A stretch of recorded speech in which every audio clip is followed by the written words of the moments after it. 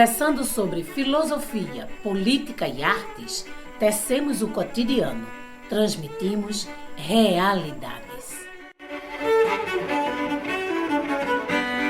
Olá, meu nome é Elizabeth dos Santos, professora do curso de Administração do Centro Acadêmico da Agreste da UFPE, localizado na cidade de Caruaru, Pernambuco.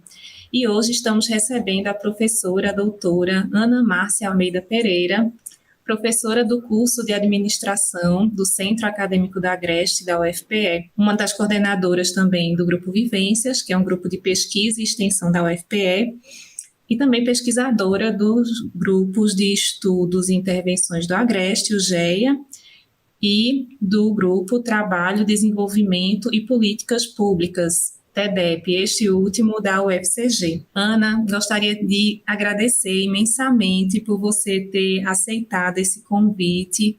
Há tempos que estou a fim de gravar esse programa contigo. E, enfim, queria iniciar esse bate-papo expressando aí os meus agradecimentos, viu? Boa tarde a todas e a todos. É uma satisfação, Beth, estar aqui com você nesse diálogo. Nós que já somos próximas e parceiras em outras atividades, no próprio Grupo Vivências. Então, o agradecimento e a satisfação é toda minha.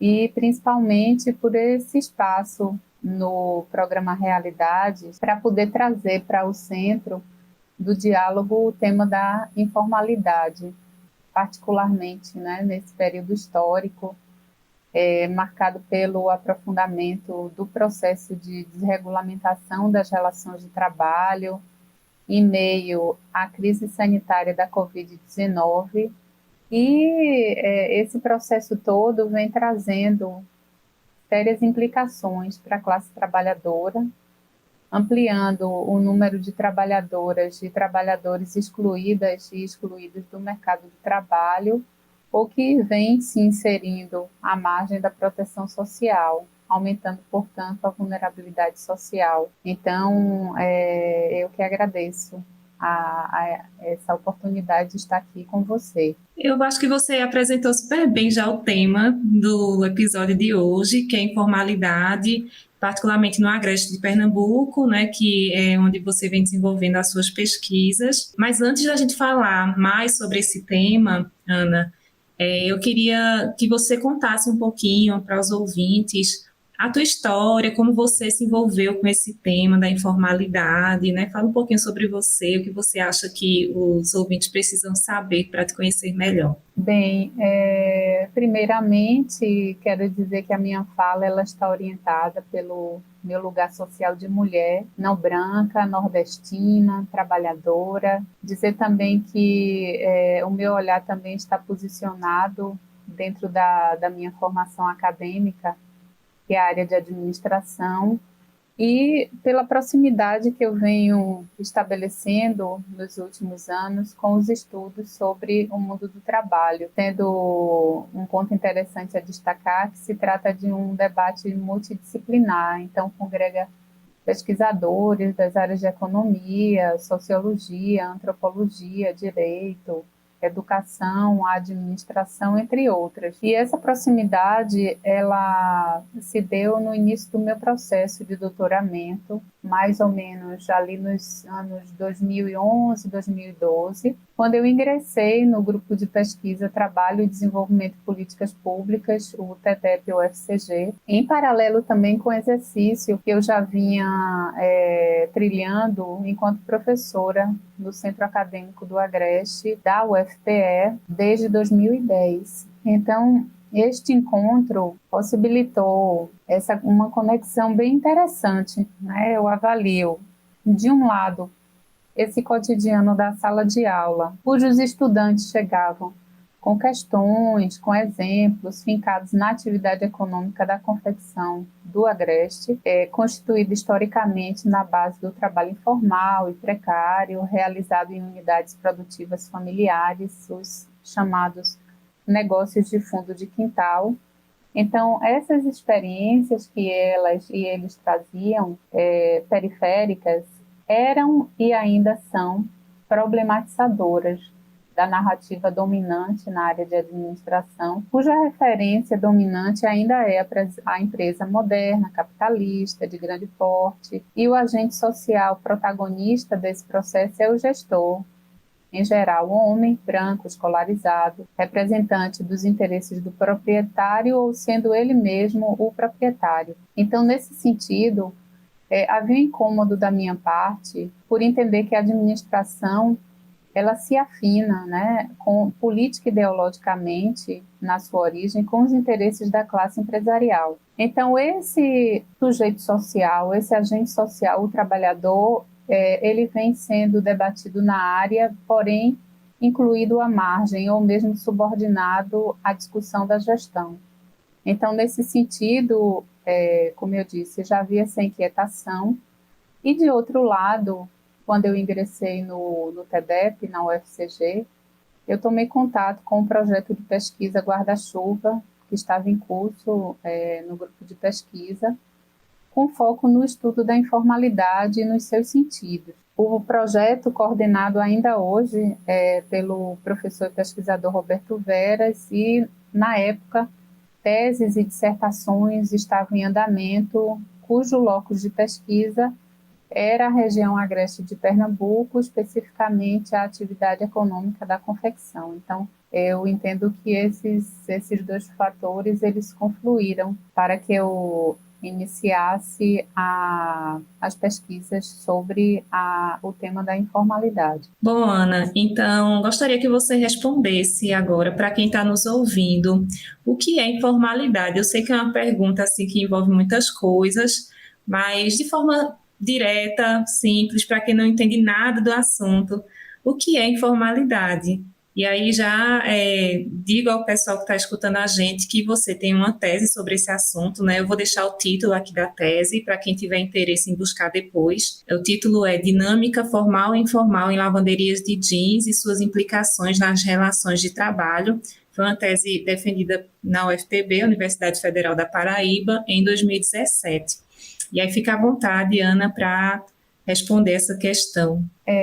Bom, Beth, realmente o debate da informalidade é um debate bastante amplo, né? Bastante polissêmico, ou seja, são termos que são acionados para se pensar em informalidade, né? Então, setor informal, trabalho informal, economia informal, atividade informal. É um debate também não consensual, de caráter multidisciplinar, então envolve economistas, sociólogos, antropólogos, bacharéis em direito, em administração, cabendo também inúmeros significados e diferentes usos. Isso vai variar de acordo com a abordagem teórica e também a construção dos objetos de estudo. Se a gente pensar o próprio Luiz Machado da Silva, que é um pesquisador do tema de referência no país, ele entendia a informalidade como um quase conceito, porque ela está muito influenciada por noções nativas, por também elementos empíricos, descritivos. Então, nesse sentido, podemos dizer de forma ampla que o termo informalidade, quando escutamos nos noticiários, em relatórios de pesquisa, nas próprias pesquisas do IBGE, pode se referir ao trabalho autônomo, conta própria, ao trabalho assalariado sem carteira, ao trabalho a domicílio, às atividades criminosas, ilegais, às cooperativas de trabalho, à pequena produção, entre outros. Em geral, há dois critérios mais consagrados para distinguir as atividades econômicas informais, a informalidade. Uma é que essa atividade econômica, esse trabalho informal, ele ocorre à margem do aparato legal, ou seja, à margem da legalidade, à margem da proteção social. E o outro se refere à sua lógica de funcionamento, ou seja, são atividades e formas de produção que não são propriamente modernas, capitalistas, de busca pelo lucro. E ainda tem um outro elemento, né, muito interessante, que inclusive o trabalho do Luiz Figueiras e da Graça Druck, né, traz esse debate, e aqui eu destaco, que é justamente a conexão entre esses dois critérios anteriores, né, formando um terceiro, que são as relações de trabalho não registradas, mesmo que tipicamente capitalistas. Nesse caso, a gente pode se referir ao trabalho assalariado sem carteira. Então, nesse sentido,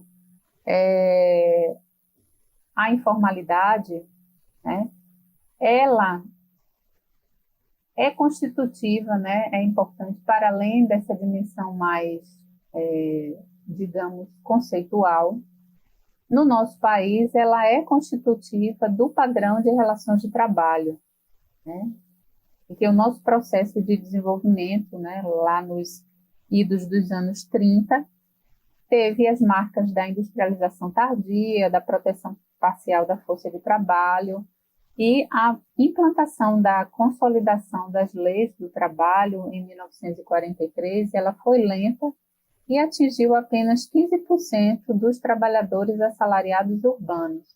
Então, a formação do nosso mercado de trabalho, ela acontece já tendo parte dos trabalhadores à margem da proteção social. Significa dizer que a informalidade, ela também é constitutiva do nosso padrão de relações de trabalho e da formação do mercado de trabalho aqui no país. Nesse sentido, a gente pode observar do ponto de vista mais amplo, né, pensando essa discussão vinda, sobretudo, dos economistas ali nos anos 70, né, quando se começou realmente a discussão sobre a informalidade nos anos 70, sobre no guarda-chuva, né, podemos dizer, da Organização Internacional do Trabalho.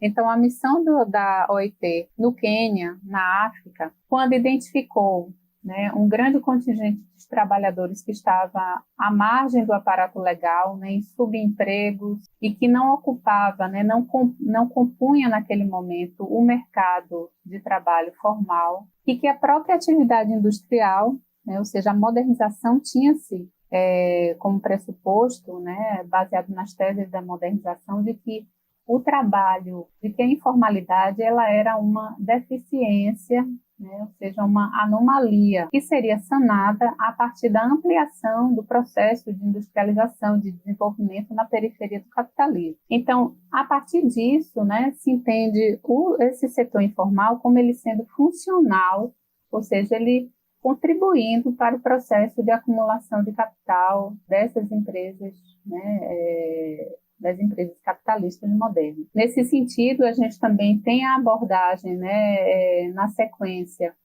da economia informal, né, a partir do pesquisador Alejandro Portes, né, que pensou também os países desenvolvidos e como a informalidade ela estava acoplada com essa estratégia, com a mundialização do capital, né? Então, pela via da terceirização, da subcontratação, então isso se conecta muito com o debate, né, da globalização ali, com a crise do estado de bem-estar social, o avanço do capitalismo nos moldes flexíveis, então toda a discussão sobre flexibilização do trabalho. E isso também ecoou aqui no Brasil, né, porque nós também estávamos vivendo aquele contexto da reestruturação produtiva, né, obviamente em outros termos, né, visto que nós não tivemos um estado de bem-estar social e o Fordismo, né, na linha do Alain Lippier, foi de tipo periférico.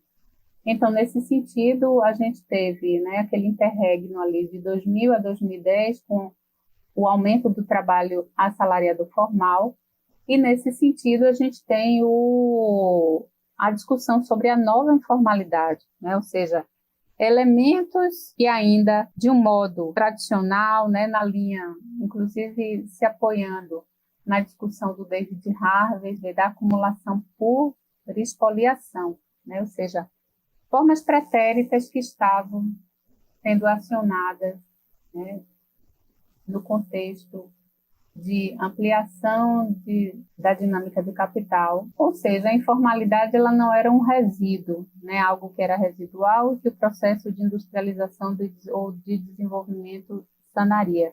Não, ela fazia parte da própria dinâmica de acumulação de capital. Então, a partir disso, outras perspectivas, né, vêm sendo acionadas, como o debate da uberização do trabalho, né, do autoempreendedorismo, do autoemprego, né, do trabalhador por conta própria.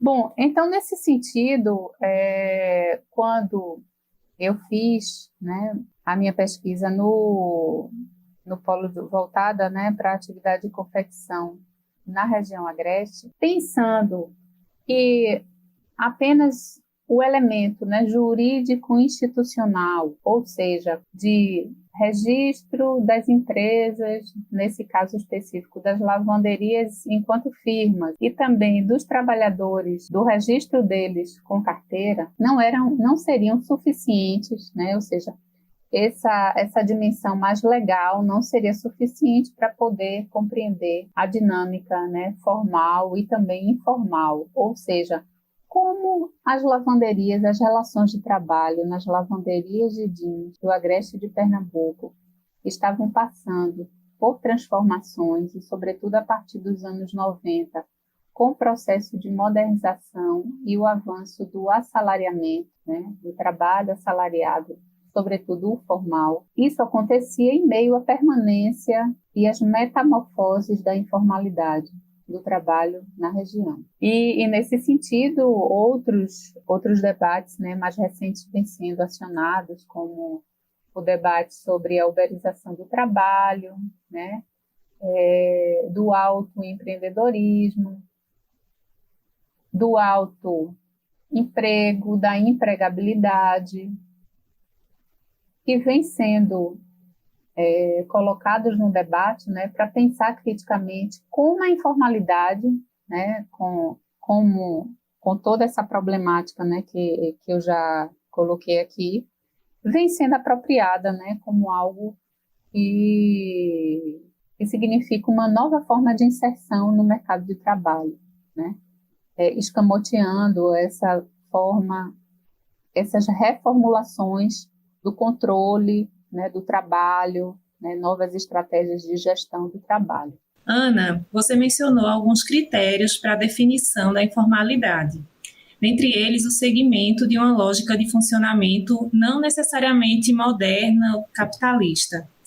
Este critério pode ser relacionado à ideia de colonialidade, penso eu.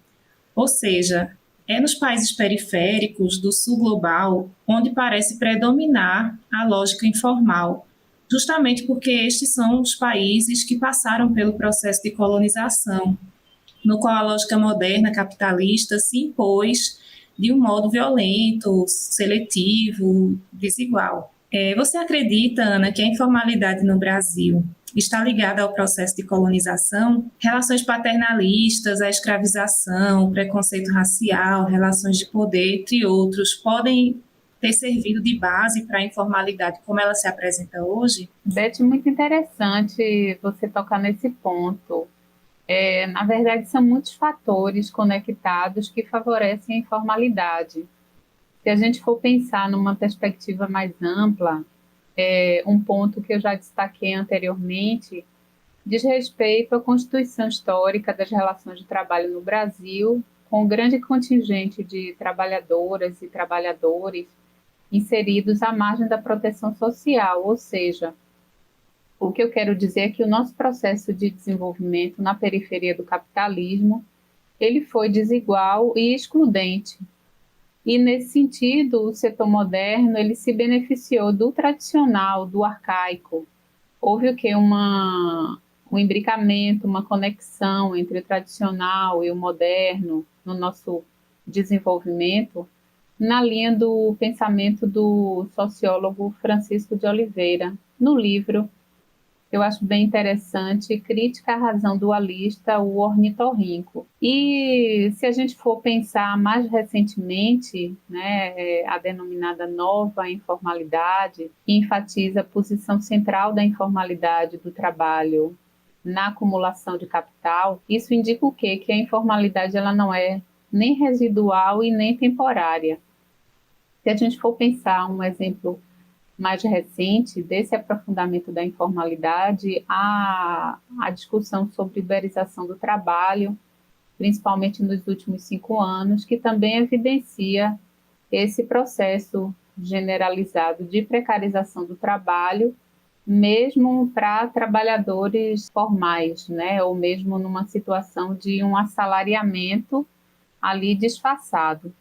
De outro lado, tem um ponto também que eu acho importante destacar: o processo de colonização, né, ele ensejou diversas formas de violências, de exclusões, que atingiram e ainda atingem mais intensamente alguns grupos sociais. Então, as mulheres, os negros, os pobres, os menos escolarizados. Então, essa construção sociocultural das desigualdades sociais, econômicas, né, pensando a existência aqui no país de um padrão civilizatório, cuja cidadania não inseria o trabalho digno, né, na linha do trabalho decente trazido pela Organização Internacional do Trabalho, como sendo que um direito de todas as cidadãs e de todos os cidadãos brasileiros.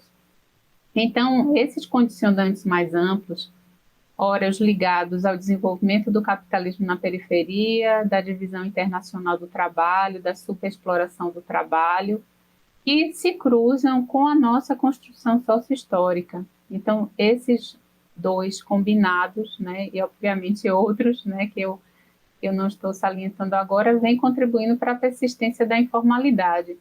E aí, nesse sentido, uma questão de fundo muito interessante, né, para pensar é como esse processo de legitimação dessas desigualdades no mundo do trabalho vem ocorrendo e persistindo no país, né, como as desigualdades de oportunidades no mundo do trabalho vêm sendo justificadas como se fossem, entre aspas, a ordem natural das coisas. E nas pesquisas de campo, eu venho escutando trabalhadoras informais que dizem: eu não estudei, me restou o trabalho na costura. Né? Certamente essa não é uma condição de trabalho que garanta direitos sociais, como férias remuneradas, 13º salário, cobertura previdenciária, proteção no caso de acidente, de adoecimento, mas essa é uma narrativa de justificação que vem sendo produzida, que se conecta a essa ordem social mais ampla. Nesse sentido, eu deixo aqui a dica do livro do sociólogo Adalberto Cardoso, A Construção da Sociedade do Trabalho no Brasil, um livro bastante instigante para a gente seguir pensando essas questões. Perfeito, Ana. E aí você já comentou um pouquinho aí sobre a dinâmica da informalidade no contexto do Agreste, né? Trazendo aí alguns discursos presentes nesse contexto. E aí eu vou já, então, começar a te perguntar especificamente sobre esse contexto, tá? Contextualizando um pouco, né, o contexto do Agreste de Pernambuco, para quem nos ouve e não conhece essa região, nela existe o comumente chamado Polo de Confecções do Agreste, que é considerado um dos maiores do Brasil. É um polo constituído por diferentes cidades no entorno, com destaque para 3, que são Caruaru, Santa Cruz do Capibaribe e Toritama. É também um polo formado por organizações das mais diversas, né, como fabricos, facções, lavanderias, centros comerciais, feiras, associações, etc. Ou seja, é um contexto extremamente rico. Como você, Ana, percebe que a informalidade se apresenta nessa região na atualidade? E aí já vou fazer um gancho com a segunda pergunta. Quais as consequências e impactos dessa informalidade para o desenvolvimento social e humano nessa região? Eu sei que você vem desenvolvendo várias pesquisas sobre o assunto, uma delas foi desenvolvida junto à instituição Perseu Abramo, né, intitulada Trajetórias da Informalidade no Brasil Contemporâneo. E aí, fica à vontade, Ana, para trazer aí, de repente, os resultados dessas pesquisas nas quais você está engajada para responder essas questões. Eu agradeço, Beth, pela questão que você coloca e também por ter feito, né, essa introdução aí tão didática e clara sobre a atividade, né, de confecção na região agreste. Então, como você mesma salientou, realmente é um contexto bastante dinâmico no que se refere à atividade de confecção, né? Se nós voltarmos um pouco no tempo, essa é uma atividade que teve início nos anos 40, 50, e teve como base o trabalho informal, domiciliar, com a força de trabalho do núcleo familiar, com o uso de tecnologia adaptada para a produção de peças para as camadas populares, e a comercialização acontecendo prioritariamente nas feiras locais de confecção, as chamadas feiras da Sulanca, que ainda continuam na região, né? E a confecção, ela tem uma maior centralidade ainda hoje na economia, sobretudo dos municípios de Santa Cruz do Capibaribe e Toritama. Então, nesses 70 anos, né, de existência da confecção no Agreste, nós temos visto mudanças importantes no tocante à informalidade. Então, de início, tem um ponto que eu vejo que é muito desafiador para nós, pesquisadores e pesquisadores, né? Nós enfrentamos aí o desafio justamente de mapear amplamente a informalidade, né? Se a gente for pensar nos dados secundários, visto que os dados que temos disponíveis do censo datam de 2010, referentes ao mercado de trabalho da confecção, né, de forma a captar a informalidade.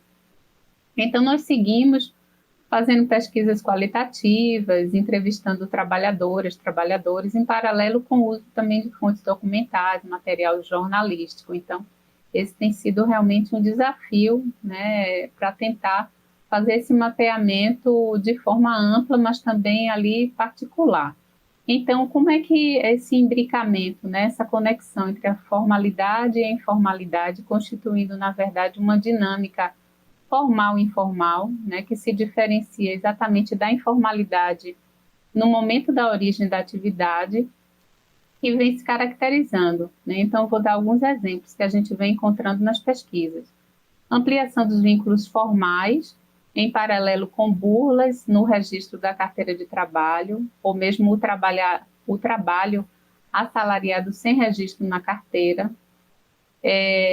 Para vocês terem uma ideia, os dados do censo 2010 apontaram 44 mil trabalhadores assalariados sem carteira de trabalho na indústria e no comércio de confecções, frente a 18 mil com carteira assinada, né? Então, mesmo com o avanço dos vínculos formais, há um grande contingente ainda de trabalhadores, né, assalariados sem carteira. Olhando também para o processo produtivo, né, especificamente para o processo de trabalho nas lavanderias, onde eu tive a oportunidade de fazer pesquisa, nós vimos o quê? A introdução de maquinários de ponta, né, de tecnologia de ponta, a exemplo das máquinas a laser para fazer o beneficiamento, né, o diferenciado, na verdade, nas peças jeans, em paralelo com trabalhadores com dificuldades em entender determinadas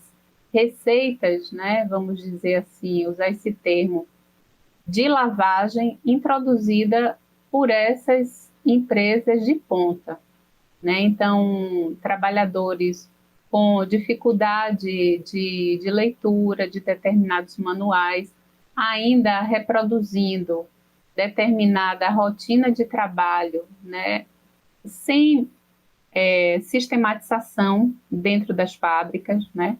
Obviamente, aqui é importante salientar, né, que eu não estou fazendo nenhum tipo de degradação a esses trabalhadores pouco escolarizados, né? Estou mostrando exatamente que esse avanço tecnológico ele não vem acompanhado dessa melhora, né, nessas condições de trabalho ou mesmo nesse treinamento ou nessa capacitação social do próprio trabalhador, dos próprios trabalhadores, melhor dizendo, né? Então, os indicadores sociais da região de baixa escolaridade, né, sobretudo se a gente for pensar Toritama, não acompanha a pujança tecnológica que vem sendo introduzida nas fábricas, né? Inclusive, eu estou fazendo essa ressalva por quê? porque nós vemos nos noticiários que esse elemento exatamente da baixa escolaridade associada à pouca qualificação, né, entendendo aí a qualificação dentro da educação formal, é acionada por empresários locais para culpabilizar os trabalhadores, né? Então, eu vejo que isso realmente é muito importante, né, de salientar. Outro ponto, assim, que a gente vem percebendo,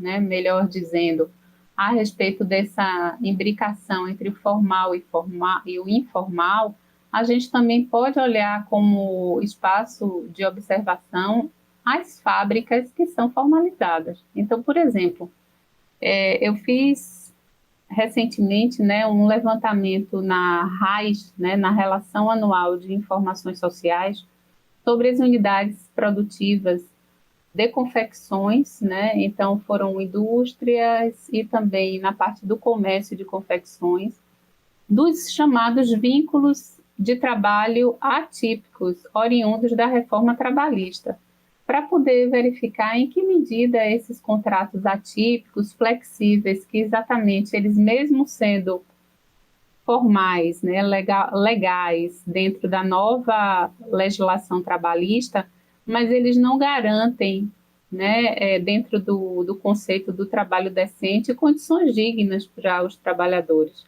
porque são horas de trabalho a menos que implicam em salários rebaixados, né? Então, nesse sentido, o que foi que nós encontramos? Que mesmo com ampliação dos vínculos de trabalho formais, nós temos o quê? Uma presença, mesmo ainda tímida, após a aprovação da reforma que foi em 2017, de contratos por tempo parcial e por tempo, o chamado contrato intermitente também, que é aquele chamado contrato, alguns países estão chamando, né, de contrato 0 hora, né? Então, que o trabalhador ele fica à disposição da empresa e ele é contratado quando há demanda. Então, nesse sentido, a gente viu o quê? Que na indústria e no comércio, esse contrato por tempo parcial, ele representa 83%. Quando nós pesquisamos a RAIS, né, nesse período após 2017, compreendendo o intervalo entre 2017, 2018 e 2019. E também localizamos que o contrato intermitente, ele vem sendo acionado mesmo de forma ainda bastante tímida no comércio, sobretudo o comércio varejista, né? Então, são indicações que justamente vão nessa linha, né, da ampliação, da flexibilização das relações de trabalho, né? Então, é uma informalização do formal, né? Então, tem esse movimento também combinado.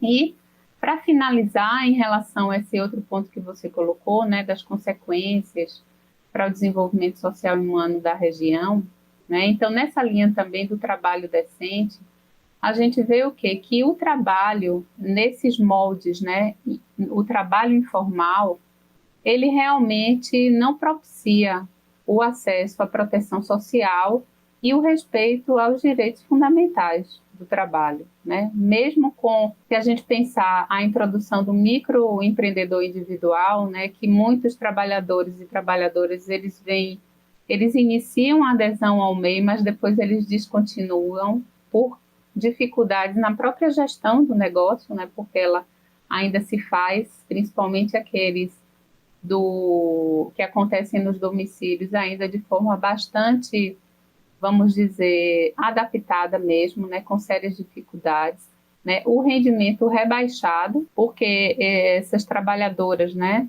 e trabalhadores estão à mercê das demandas que vêm dos confeccionistas. Isso cria uma instabilidade na renda que impossibilita que eles realmente sigam aderindo ao microempreendedorismo individual, né, como essa possibilidade de acesso a essa proteção social. Do outro ponto de vista, né, do ponto mais assim subjetivo, né, da subjetividade, da sociabilidade, a informalidade, né, ela, do ponto de vista inclusive político e ideológico, cria né, e as abordagens mais recentes apontam para isso, essa autorresponsabilização dos sujeitos pela sua inserção e permanência no mundo do trabalho, né, com esse esvaziamento do papel do Estado, das políticas públicas de emprego, né, o que cria exatamente um alinhamento com a ideologia neoliberal pautada nesse individualismo, né? A gente pode se referir ao próprio self-made, né? E aí a gente poderia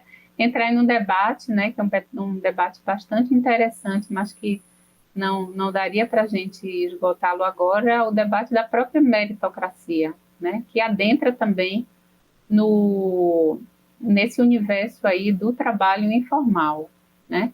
Entendendo essa centralidade do trabalho digno como uma referência, né, para a sociabilidade e inclusão social desses sujeitos, a sua inexistência, né, ou mesmo a existência do trabalho fora da regulação e da proteção social mínima, aí gera o que o Robert Castel, né, que também é uma referência importante, apontou quando viu na França, durante a crise do Fordismo e do estado de bem-estar social, a vulnerabilidade ou a desfiliação social, né? E isso a gente pode olhar os desdobramentos disso como os casos de adoecimento físico, né, sobretudo mental, e aí tem como referência também estudos do sociólogo Roberto Eloane, há também ampliação, né, da própria violência doméstica. Trazendo um pouquinho esse debate para o contexto da pandemia, como é que você percebe que esse contexto impactou na questão da informalidade no Agreste, particularmente, Pernambuco? Teve várias repercussões, né? Então, uma delas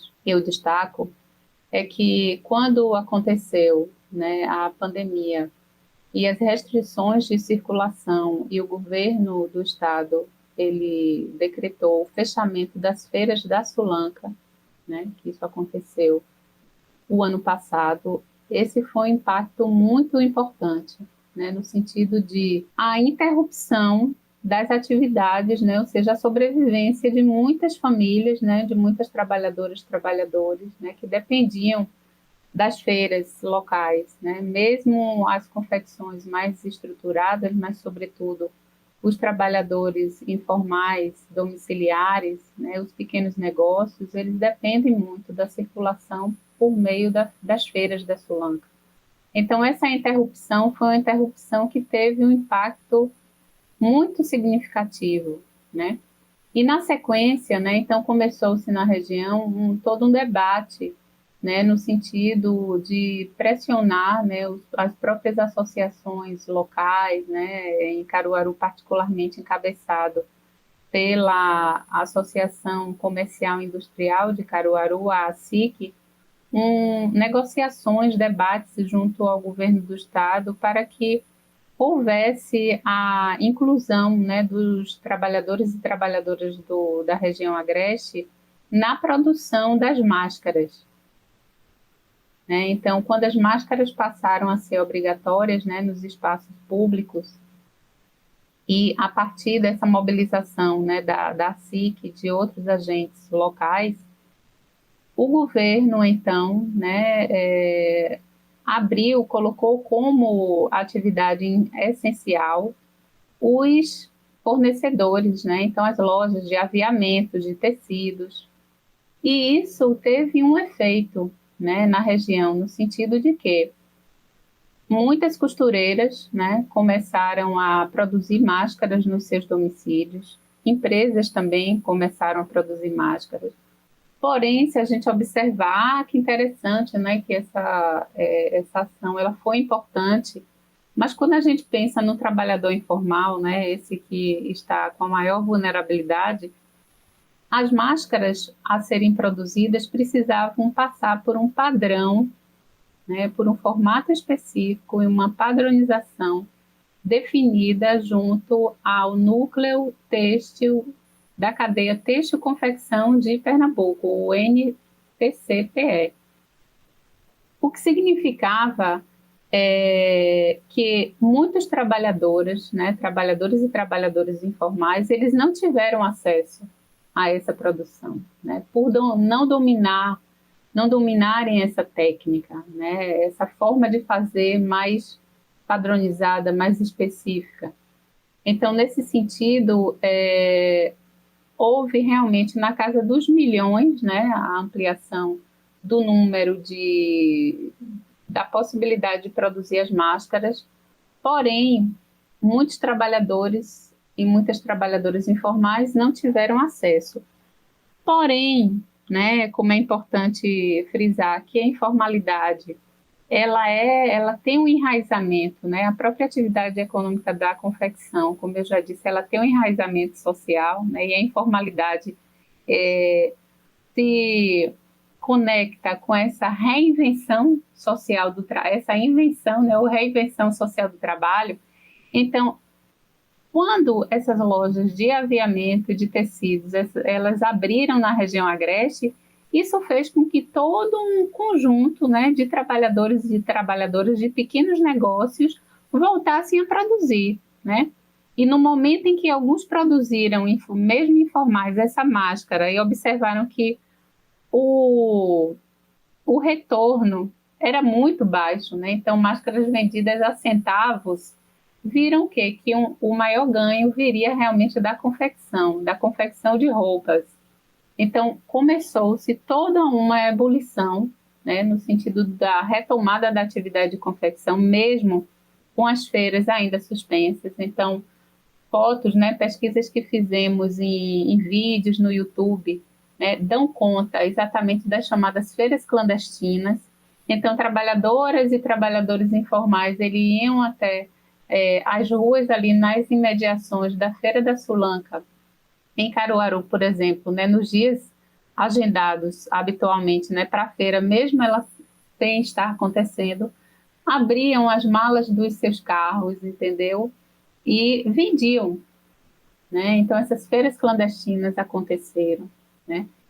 Porém, né, eu gosto sempre de apresentar como isso não é homogêneo, né, e como isso afeta os trabalhadores de forma diferente, né? Nas pesquisas que fizemos, vimos uma confeccionista gravando um vídeo no YouTube, angustiadíssima, dizendo não dar conta da quantidade de pedidos e de demanda de trabalho, né, que aumentou nesse período da pandemia. Porque ela precisava responder as mensagens no WhatsApp, precisava preparar as peças, precisava colocar nos correios ou mesmo entregar nesses ônibus, né, que também tem um elemento aí do domínio tecnológico que muitos também não têm, né? Então, essa experiência gerou dificuldades, sobretudo para aqueles, né, mais vulneráveis, os mais que do ponto de vista da gestão, né, da organização ali do trabalho e da produção, ainda estavam, de certa forma, não seguiam ali os cânones, né, da gestão moderna. Importantíssima essa reflexão que tu traz, Ana, porque ajuda também a desmistificar aquele discurso de que a informalidade é a vilã, né? Eu já escutei muitos discursos que vão no sentido assim de combater a informalidade, e você mostra que o problema não é necessariamente a informalidade, né? Mas também está na formalidade, na forma como ela se apresenta, né, atualmente.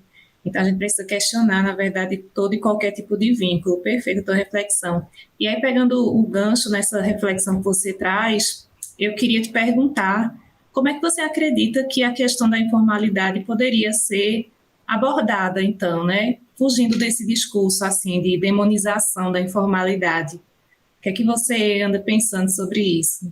Pois Beth, essa abordagem, né, eu vou usar aqui o termo formalizadora, né, uma abordagem assim que, do ponto de vista, claro, né, é bom que se diga, como eu venho frisando, do trabalho decente, né, do trabalho digno na linha da Organização Internacional do Trabalho, né, de estar ali dentro da proteção social, né, é muito importante e fundamental, né? Mas muitas vezes, né, em muitas situações, essa discussão sobre a formalização ela acontece desconsiderando que essa é também a informalidade uma produção social e cultural, né? Então, como tratar isto, né? Isso eu não estou falando, eu estou falando de ações de formalização, né, mais específicas, né, que vem acontecendo na região, e que eu vejo que uma iniciativa que eu achei muito interessante, né, muito interessante, que foi feita há uns anos atrás, inclusive voltada a costureiras de Caruaru, também Toritama e Santa Cruz, mas eu acompanhei particularmente, né, ali em Caruaru, onde trabalho, que foi um projeto de redução da informalidade, encabeçado pelo DIEESE, por meio do diálogo social, né? Então, ali se teve um cuidado de compreender, né, a informalidade dentro desse, vamos dizer, desse caldo cultural, né? No intuito exatamente de favorecer a formalização, né, como um direito, né, como um direito que propicia, como eu já disse, né, a seguridade social. E nesse sentido, né, é interessante também nós, enquanto pesquisadores, né, e também os fazedores das políticas públicas, de também, ao incluir esse elemento cultural, compreender que outras organizações, né, coletivas desses trabalhadores informais, inclusive, né, para além da organização sindical, entre aspas, padrão, podem estar acontecendo também, ou seja, quais são as formas de resistência, né, dessas trabalhadoras e desses trabalhadores, né, que alternativas eles vêm encontrando, né, para se organizarem e colocarem as suas pautas, né, e nesse sentido eu lembro muito das pautas recentes, né, que aconteceram dos motoristas, dos entregadores, né, de aplicativos em todo o Brasil, né, que, obviamente, parte dessa pauta estava vinculada ao aumento do combustível, né, pautas mais gerais, né, mas também são iniciativas que são interessantes para nós, enquanto pesquisadores, né, e também os promotores de políticas públicas estarem atentos, ou seja, que tipo de organização outra, né, vem sendo feita por esses organizadores, ou, desculpem, por estes trabalhadores, né? E nesse sentido, também, né, dialogar, estarmos atentos, e aí quando eu falo estarmos atentos, eu vejo que é muito importante, né, que nesse sentido a universidade esteja próxima desses formuladores de políticas sociais, né, visando ao trabalho decente, então parcerias entre a universidade e o poder público, entre entidades sindicais, para que as pesquisas, elas cada vez mais, elas possam nos dar uma compreensão mais ampliada de que, quais são essas várias lógicas que se cruzam ali numa inserção na informalidade. Quais são esses significados que esses trabalhadores e essas trabalhadoras informais, né, têm dado à inserção na informalidade ou mesmo à rejeição da inserção dentro do trabalho assalariado formal, né? Para além da gente, né, a gente pode, claro, tecer algumas considerações, falar de um alinhamento, né, com uma lógica neoliberal, o individualismo, né? Essa é uma explicação que eu vejo legítima. Mas quais são também essas outras lógicas, né, subjacentes que estão, de forma que a gente pense realmente formas de diálogo social e possibilidades de políticas, né, sociais. Então, nesse sentido, no momento histórico em que a inserção no trabalho assalariado formal tem sido cada vez mais degradada, né?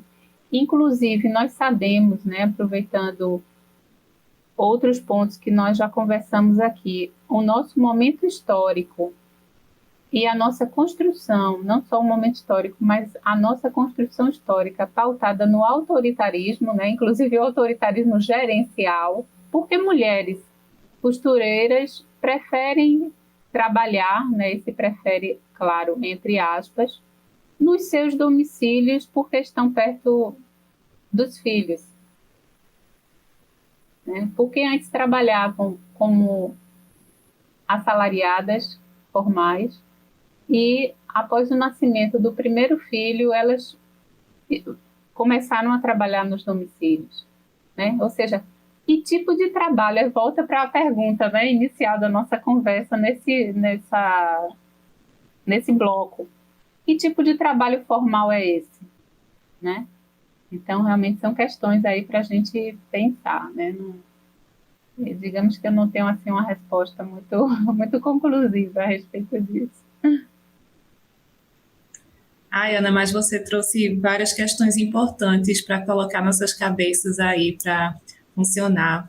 É realmente uma questão muito complexa, né? E é necessário a gente estar atento a todas essas variáveis, né, que constituem esse contexto dinâmico do Agreste, né? Já que a gente está falando sobre ele particularmente.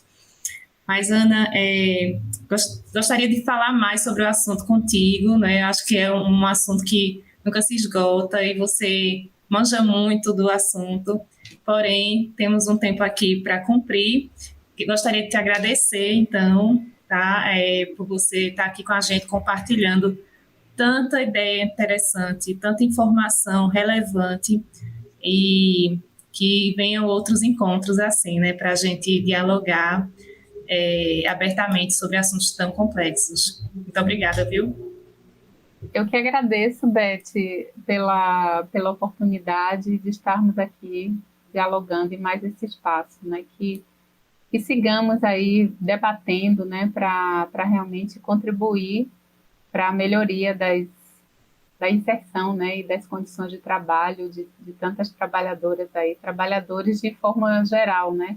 Os informais, mas também os formalizados, né? Que realmente essa compreensão, né, do trabalho decente seja em um horizonte, para que a gente consiga, né, pensarmos juntos, né, juntas e juntos, alternativas, possibilidades aí de mudança. Muito grata. E obrigada aos ouvintes também por estarem nos escutando e até a próxima. Tchau, tchau.